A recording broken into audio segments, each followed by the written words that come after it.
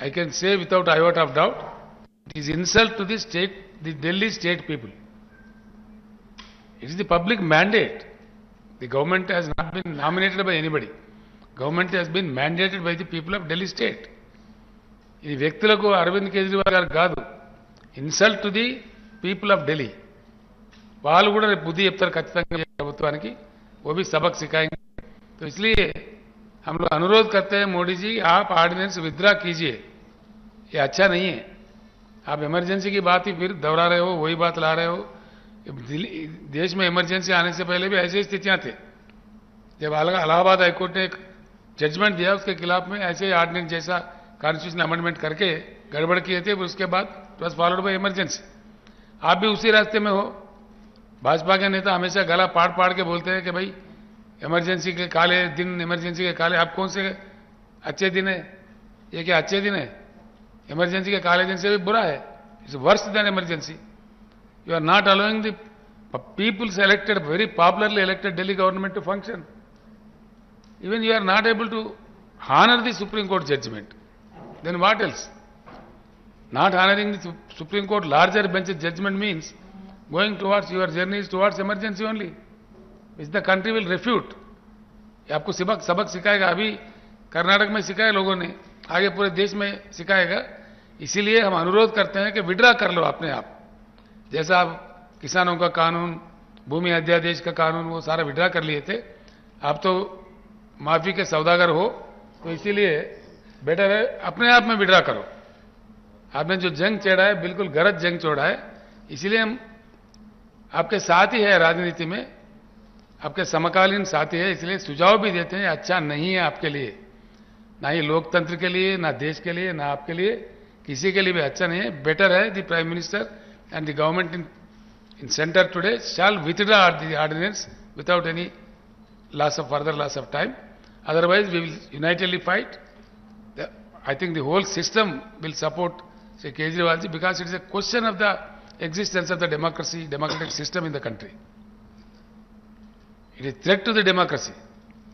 It is a challenge to the democracy, which is not supposed to be in a big country like India. It cannot be tolerated. The government of India should come to senses and withdraw the ordinance. आज हम लोग हैदराबाद में आए और हैदराबाद के honourable CM Rao साहब से मुलाकात हुई. काफ़ी लंबी मुलाकात हुई, काफ़ी अच्छी चर्चा हुई. सबसे पहले मैं राव साहब का हमारी पूरी टीम की तरफ से बहुत बहुत शुक्रिया अदा करना चाहता हूं कि उन्होंने हमारे साथ टाइम निकाल के मुलाकात की और इतना प्यार और सम्मान हम लोगों को दिया. All of us are very very very grateful to him. हमने अपनी पूरी बात उनके सामने रखी और जैसा भी उन्होंने कहा कि दिल्ली के लोगों को न्याय दिलाने के लिए वो, उनकी पार्टी और उनकी पूरी सरकार दिल्ली के लोगों के साथ है. ये बात केवल दिल्ली की नहीं है, ये बात देश के जनतंत्र को बचाने की है. जो अध्यादेश पारित किया गया है वो देश के जनतंत्र के खिलाफ है, संविधान के खिलाफ है. सो उनकी सपोर्ट से हमें बहुत ताकत मिली है और हम इस सपोर्ट के लिए मैं पूरे दिल्ली के लोगों की तरफ से उनका तहे दिल से शुक्रिया अदा करना चाहता हूं.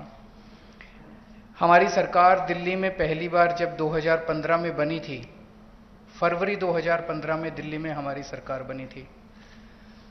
फरवरी 2015 में सरकार बनी और 23 मई को, मात्र 3 महीने के बाद, मोदी सरकार ने एक नोटिफिकेशन लाके हमारी सारी पावर छीन ली 3 महीने में. तो अब ब्यूरोक्रेसी के ऊपर हमारे से पहले शीला दीक्षित जी की सरकार थी. शीला दीक्षित जी का पूरा कंट्रोल था ब्यूरोक्रेसी के ऊपर. Transfer, posting, disciplinary action, creation of new posts, so जितने सर्विस रिलेटेड मैटर्स हैं, शीला दीक्षित जी का पूरा कंट्रोल था. हमारी सरकार आने के बाद 23 मई 2015 को उन्होंने नोटिफिकेशन लाके ये सारी पावर छीन ली. तो as a chief minister of Delhi I can not even transfer post, education secretary, health secretary, deputy secretary, मैं कुछ नहीं कर सकता. वो सारी पावर छीनने के बाद 8 साल तक दिल्ली के लोगों को उन्होंने अपंग करके रखा. हम दिल्ली के लोग 8 साल तक कोर्ट दर court, high court, supreme court लड़ते रहे. 8 साल की हमारी लड़ाई के बाद 11 मई को, अभी पिछले कुछ दिन पहले, सुप्रीम कोर्ट ने सुप्रीम कोर्ट की संविधान कॉन्स्टिट्यूशन बेंच ने 5 जजों ने मिलकर 5-0 से दिल्ली के लोगों के हक में फैसला दिया। 8 साल की लड़ाई के बाद दिल्ली के लोगों को न्याय मिला कि उनकी चुनी हुई सरकार को काम करने का अधिकार मिला। हमें 8 साल लग गए उस नोटिफिकेशन को कैंसिल कराने में और न्याय लेने में। उसके 8 दिन के अंदर 11 मई को ऑर्डर आया सुप्रीम कोर्ट का। 19 मई को मोदी सरकार ने ऑर्डिनेंस लाके सुप्रीम कोर्ट के ऑर्डर को निरस्त कर दिया, पलट दिया। पूरे देश भर में लोग कह रहे हैं कि जिस देश का प्रधानमंत्री सुप्रीम कोर्ट को नहीं मानता, सुप्रीम कोर्ट के आदेश को नहीं मानता, फिर न्याय लेने के लिए लोग कहां जाएंगे? अगर देश का प्रधानमंत्री कहता है कि मैं सुप्रीम कोर्ट के आदेश को नहीं मानता और कानून लाके वो आदेश को पलट देता है, तो फिर तो न्याय के लिए कोई जगह नहीं बच जाती है। कहां जाएंगे फिर लोग न्याय लेने के लिए? फिर तो कोई अंतिम चीज ही नहीं है। वो प्रधानमंत्री जी कहते हैं मैं नहीं मानता सुप्रीम कोर्ट को, ऐसे देश कैसे चलेगा? ये तो बिल्कुल गलत है। अब ये अध्यादेश लाके वापस सारी पावर छीन ली, तो एक तरह से जैसे अभी राव साहब ने बिल्कुल सही बोला, ये अध्यादेश दिल्ली के लोगों का अपमान है, घोर अपमान है। एक तरह से प्रधानमंत्री जी ये कह रहे हैं कि तुम जो मर्जी सरकार चुनो, मैं उसको काम नहीं करने दूंगा। तो दिल्ली के लोगों को चैलेंज कर रहे हैं प्रधानमंत्री मोदी जी कि मैं तुम जो मर्जी सरकार चुनोगे मैं काम नहीं करने दूंगा। और ये बात केवल दिल्ली के लोगों की नहीं है, पूरे देश में हम लोग देख रहे हैं कि अगर किसी राज्य के अंदर लोग नॉन बीजेपी गवर्नमेंट बना देते हैं तो उसको काम नहीं करने देते। या तो 3 तरीके अपनाते हैं, या तो वहां पे एमएलए खरीद लेते हैं दूसरी पार्टी के, सरकार गिरा देते हैं। कितना हमने देखा, कितनी जगह पे देखा, एमएलए खरीद के सरकार गिरा देते हैं। या एमएलए तोड़ लेते हैं, ईडी भेज के, सीबीआई भेज के, डरा के एमएलए तोड़ लेते हैं, सरकार गिरा देते हैं। या फिर ऑर्डिनेंस ले आते हैं गवर्नर के जरिए, गवर्नर का गलत इस्तेमाल करके सरकार को तंग करते हैं। जैसे आप लोगों के गवर्नर आपके बिल नहीं पास होने देते, काम नहीं करने देते उन लोगों को। तो इस तरह से मैसेज ये है कि अगर कोई भी राज्य के लोग नॉन बीजेपी सरकार बनाएंगे तो हम उसको काम नहीं करने देंगे, सरकार तोड़ देंगे। ऐसे देश नहीं चल सकता। ये तो बहुत खतरनाक स्थिति है पूरे देश के सामने। मैं जो पूरे देश भर में घूम रहा हूं समर्थन मांगते हुए, मैं केवल अपने लिए समर्थन नहीं मांग रहा, मैं देश के संविधान के लिए और देश के जनतंत्र के लिए समर्थन मांग रहा हूं। हमारे जो स्वतंत्रता सेनानियों ने लड़ाई लड़ी थी, वो ऐसे भारत के लिए लड़ाई थोड़ी लड़ी थी कि एक पार्टी आएगी सेंटर के अंदर, वो पार्टी बस एक ही पार्टी का पूरे देश के अंदर राज होगा। जिस तरह से आज इन्होंने माहौल बनाया हुआ है, फिर तो एक प्रधानमंत्री और 31 गवर्नर बस वो चला लें इस देश को, फिर मुख्यमंत्री बनाने की क्या जरूरत है? फिर चुनाव लड़ने की करने की क्या जरूरत है? फिर तो ये तानाशाही होगी। इस तानाशाही के खिलाफ हम लोग लड़ रहे हैं। राज्यसभा के अंदर जब ये बिल आएगा, राज्यसभा के अंदर बीजेपी के पास मेजॉरिटी नहीं है। बीजेपी के out of 238 MPs, BJP has only 93 MPs. BJP के पास मेजॉरिटी नहीं है। मैं फिर से शुक्रिया अदा करता हूं राव साहब का। अगर हम सब लोग नॉन बीजेपी पार्टीज इकट्ठे हो गए तो इस बिल को हम राज्यसभा के अंदर गिरा सकते हैं। और अगर ये बिल गिर जाता है तो पूरे देश के लोगों को विश्वास हो जाएगा कि 2024 के अंदर मोदी सरकार वापस नहीं आ रही है। ये इसका सेमीफाइनल होगा 2024 का। ये कॉन्फिडेंस देगा पूरे देश के लोगों को कि मोदी जी को हराया जा सकता है। तो ये जनतंत्र को बचाने की लड़ाई है, देश की आजादी को बचाने की लड़ाई है। बहुत बहुत धन्यवाद, बहुत बहुत शुक्रिया। मैं माननीय मुख्यमंत्री तेलंगाना के चंद्रशेखर राव जी का बहुत बहुत आभार व्यक्त करता हूं कि उन्होंने हमें यहां बुला के घर पे मान सम्मान दिया, इज्जत दी। आम आदमी पार्टी के नेशनल कन्वीनर और दिल्ली के मुख्यमंत्री अरविंद जी और हमारे राज्यसभा के 2 सांसद संजय सिंह जी और राघव चड्ढा जी, जैसा कि राव साहब ने, अरविंद केजरीवाल साहब ने बता ही दिया कि देश के लोकतंत्र को बचाने की लड़ाई हम लड़ रहे हैं। एलजी जो है वो सिलेक्टेड है और दिल्ली की गवर्नमेंट इलेक्टेड है। तो डेमोक्रेसी में इलेक्टेड जो लोग हैं वो फैसले लेते हैं, ना कि सिलेक्टेड। तो दिल्ली का तो पहले से ही ये कर रहे हैं, पूर्ण राज्य का दर्जा नहीं है, लेकिन फुल स्टेट्स को भी तंग किया जा रहा है। हमने पंजाब में 92 सीट्स जीती आउट ऑफ 117। इतना बड़ा मैंडेट है। हमें बजट सेशन बुलाना था मार्च में, हमें गवर्नर ने मना कर दिया, मैं परमिशन नहीं दूंगा बजट सेशन की। तो हम कहां जाएं? तो बजट सेशन के बिना मतलब स्टेट कैसे चलेगी? तो हम सुप्रीम कोर्ट गए। सुप्रीम कोर्ट से चीफ जस्टिस साहब ने ऑर्डर दिया कि जी बजट सेशन होने दो, और उसके बाद एक और जो बात हुई कि जी जो काउंसिल ऑफ मिनिस्टर द्वारा लिखा जाता है प्राप्तियां गवर्नमेंट की कि हमने ये किया, वो कहता है उसमें मैं माई गवर्नमेंट नहीं कहूंगा। हमने कहा जी आप ही तो सम्मान कर रहे हो विधानसभा, आप माई गवर्नमेंट नहीं कहोगे तो क्या कहोगे? कहते मैं दिस गवर्नमेंट कहूंगा।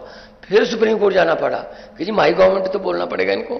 तब जाके उन्होंने, सुप्रीम कोर्ट ने कहा कि you have to read it word by word, you can not change.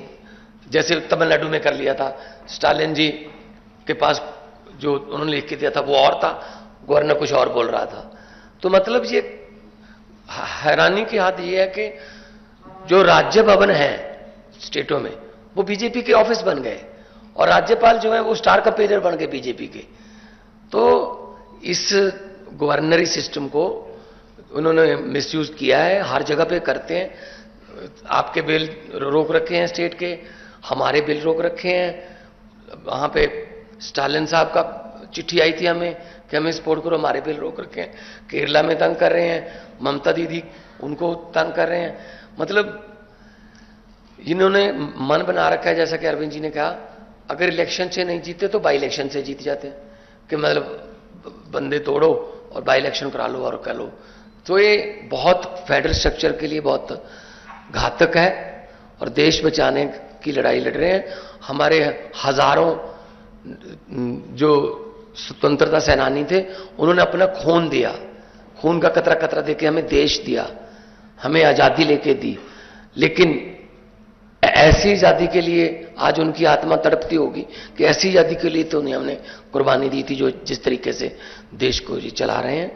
तो हम यहां पे आए हैं और राज्यसभा में, और जब से शक्तियां छीनी हैं लोगों ने 2020 में फिर चुन लिया आम आदमी पार्टी को। तो मतलब लोग लाइन में खड़े होकर वोट डालते हैं, डेमोक्रेसी है। तो उसके और उसके बाद सुप्रीम कोर्ट के फैसले को नहीं मान रहे, तो ये बहुत ही गलत मैसेज है जो है। वैसे तो हम biggest democracy of the world अपने आपको कहलाते हैं, लेकिन अगर देखा जाए तो ये काम नहीं करने दे रहे। आज नीति आयोग की बैठक हम नहीं गए, अरविंद जी भी नहीं गए, हम नहीं गए। कारण क्या? वहां क्या करना है? फोटो खिंचवाने जाते हैं बस। मैंने तो चिट्ठी में लिख के भेज दी, मैंने कहा मेरे पिछले साल वाले भाषण को इस बार भी वही मान लिया जाए, क्योंकि कुछ पिछले साल जो मांगा था वो तो दिया नहीं। आरडीएफ के पैसे नहीं दिए, एनएचएम के पैसे नहीं देते, स्टेट का जो हक बनता है वो देते नहीं है। नीति आयोग में हम फोटो खिंचवाने जाएंगे क्या? मतलब ये मीटिंग करते हैं लेकिन चलाते अपनी मर्जी से हैं, और ऐसा नहीं होगा। भारत एक गुलदस्ता है, गुलदस्ते में हर किस्म के फूल होते हैं, हर फूल का अपना रंग, अपनी सुगंध होती है। ये चाहते हैं एक ही जैसे फूल हों बस, लेकिन ऐसा नहीं चलेगा। सो जो देश भारत जो है एक माला है, और माला के जो मनके हैं वो अलग अलग होते हैं। इसीलिए मल्टी कल्चर्ड कंट्री हमारा है, हर स्टेट की अपनी भाषा है, अपना कल्चर है, और इसको बचाने के लिए हम आज आए हैं। और मैं धन्यवाद करता हूँ जिन्होंने हमें यहां बुला के इज्जत तो दी। इससे पहले भी किसानों ने जो आंदोलन किया था, तो इन्होंने मुख्यमंत्री तेलंगाना आए चंडीगढ़ में, 700 से ज्यादा इन्होंने जो शहीद हो गए थे किसान, उनको 2-2 लाख रुपए के चेक भी दे के आए हैं। तो हम लोग पूरे देश को एक मानने वाले हैं। जहां अच्छा काम हो रहा हो वहां हम जाते हैं। मैं चेक डैम देख के गया था, 2 दिन की मैं विजिट किया था। चेक डैम कैसे बने, हम भी अपना पानी जो है पंजाब का ग्राउंड लेवल पर बचाने के लिए, अच्छी चीज सीखने के लिए कहीं भी जाना पड़े जाएंगे। अपने देश को नंबर 1 बनाना है तो हमें इकट्ठे होकर काम करना पड़ेगा।